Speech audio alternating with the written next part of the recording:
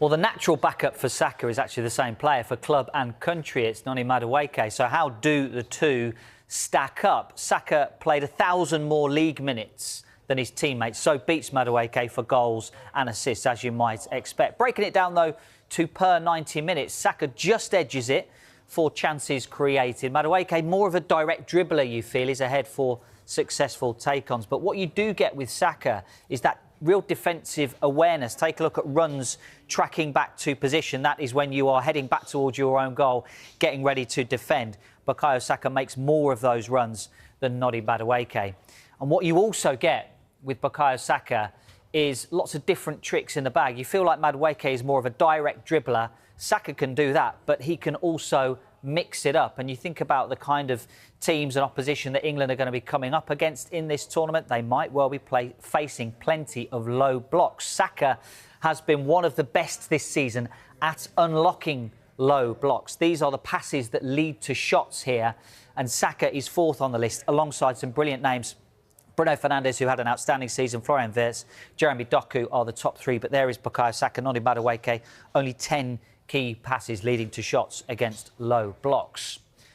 There is another alternative at right wing, potentially, for Thomas Tuchel. One possible is the potential that it might also solve a different kind of selection conundrum for Thomas Tuchel.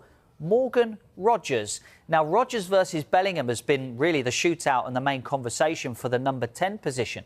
But Rogers has played on this right-hand side for England in this World Cup qualifying campaign. Here is his percentage of minutes by position. Now, obviously, 59%, the majority of his minutes have come in that number 10, but he has played on the right-hand side. 18% of his minutes have been on the right, and it is also a position that he has played for Aston Villa as well. So, Jay, what do we think? Do we think Morgan Rogers is a potential player for the right-hand side rather than Madueke? Does that then solve that thing of getting Bellingham and Rogers in? I mean, it definitely is an option. We've seen him play there for Aston Villa. He's produced there.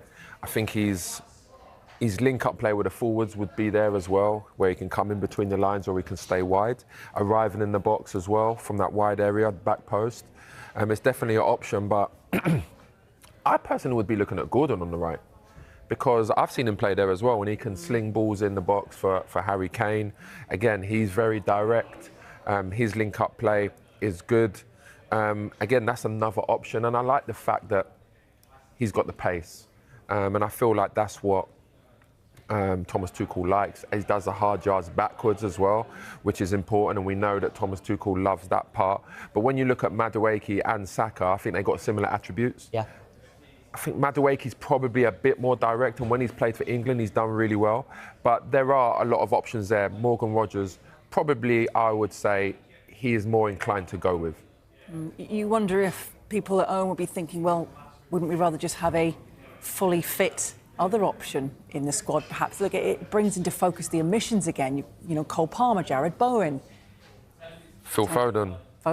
But I think that was a surprising one for most people, Madueke getting involved in the squad, because, again, he's backup to Saka. And generally speaking, you know, you don't bring a squad player that plays in the same position into the England squad. And I think that's why players would look at it. I mean, I've got friends that would be like, you know, why not have Palmer in there then? Because, you know, he's got unbelievable ability.